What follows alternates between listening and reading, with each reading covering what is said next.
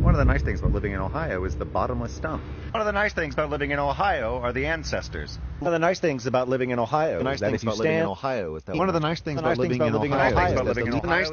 in Ohio are the dream nests. One of the best things about living in Ohio is knowing that the Raven Queen won't ever set foot here. Not again. Not after last time.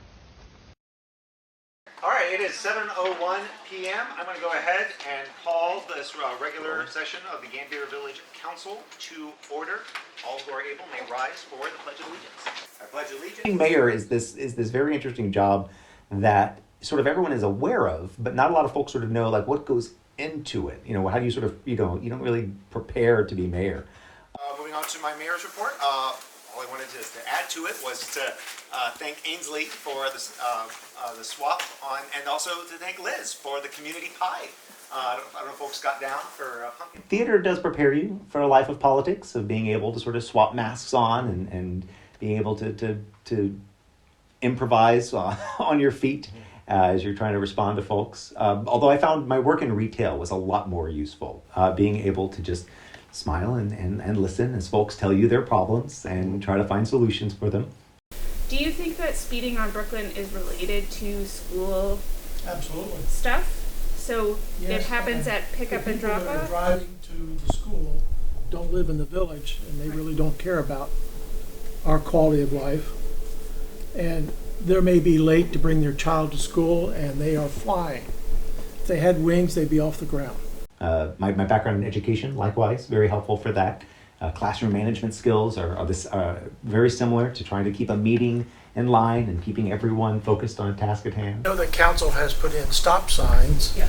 all over the village to control speeding, which is, by the way, illegal under Ohio Revised Code. Yeah, well, that's like your allegation. That's not a fact. I'm sorry that Mr. Bailey didn't inform you of the Ohio Revised Code, but when I was on council, it was illegal to do that. You're making an assumption that the village put the stop signs there for speed control. Streets, want to talk about some of our solutions? It's like going to a show you've seen, a play or a concert you've seen, over and over again, but now you're backstage. And so you're seeing the inner workings, you're seeing the stagehands scurrying about, how all the set is being propped up. And it gives you just a whole new perspective. So downtown Gambier has probably changed the most of almost any part of the village since I was a student here. Not at all. The little Herbie house here that Kenyon has never been able to acquire and knock down. I'm happy that still remains.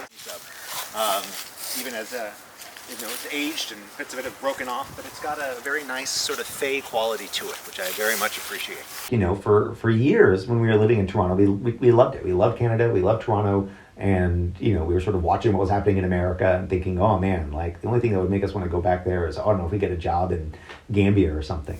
I love this train. It's a great train for taking photos at. My kids love climbing all over it. I love the fact though that this train is an absolute lie. This train, I think, ran in Tennessee and possibly ran after trains had stopped running here. It has zero connection with Gambier or the train system that was here. It is literally just put here to be like, hey, there used to be trains here, and this is also a train. Enjoy. And then, sure enough, the local church, Harper Parish, was looking for a new priest. And so they reached out to Rachel. She's a priest, whoa. He's a mayor, he paves roads, she leads prayer. What brought them together was more than fate. Together they are Champ State. Coming soon to NBC. Rachel's videos really blew up. Her kind of explanation of Christianity and kind of her progressive Christian videos, they I think people were very interested in hearing about things from a female priest. How do Christian Universalists respond to passages like John 14:6? How do I, as a member of the Christian clergy, not believe in hell? Were you an evangelical child who grew up terrified that your entire family could disappear in the blink of an eye and you would be left alone to face the tribulation before the second coming of Christ in judgment? Congratulations, you are a victim of dispensationalist theology. And I really enjoyed seeing the stuff she was doing and seeing the communities that she was forming through TikTok. I think that was what warmed me to it and eventually encouraged me to get involved, mostly so I could just leave my own obnoxious comments and be like, well, actually, this is what happened. Whenever she was telling, college anecdotes and things like that. And from that, I'm a drama major, so it was a very short walk to that, to just doing silly skits and things like that. Oh, thank you. Yes, always has been. I just had a quick question. Is it considered an acceptable campaign finance expense to purchase and unironically wear the entire Danny DeVito penguin outfit from Batman Returns? Yeah, unironically. Sure, I can wait. I have since had my very strange sort of blow up related to creating weird fake lore about Ohio. One of the nice things about living in Ohio is the Wall of Soul.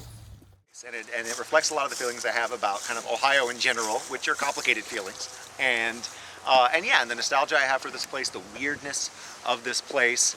Ohio in some ways, it just sort of exists in this interesting crossroads of strangeness and weirdness, but also utter banality. I mean, I think Ohio is often used as like a punchline for boring, bland, just like mayonnaise American kind of existence. But at the same time, it's a really weird place with like giant cement, corn cobs, and like bizarre, like Gothic looking churches in the middle of nowhere.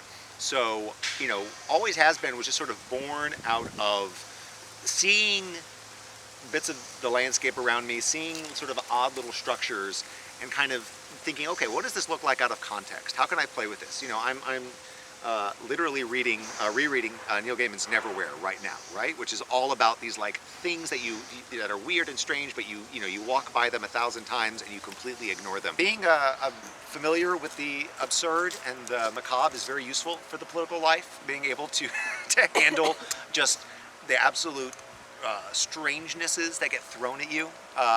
Understanding that people's perspective. You can think, okay, this is what reality is, and we all agree on what reality is, and then someone will come out of left field and their vision of reality is not yours, and you have to be able to kind of matrix dodge some of the strangeness that comes at you. I think it's very useful. I think having creativity, having an imagination, having an ability to have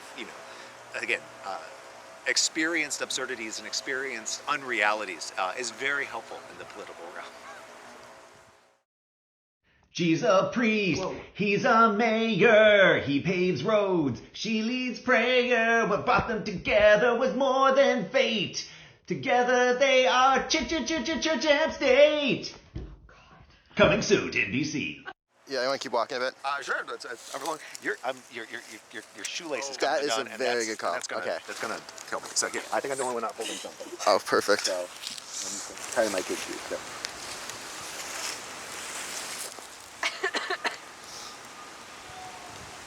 This is a big part of the political life, is spotting. This is great for the next campaign. The mayor will tie your shoes.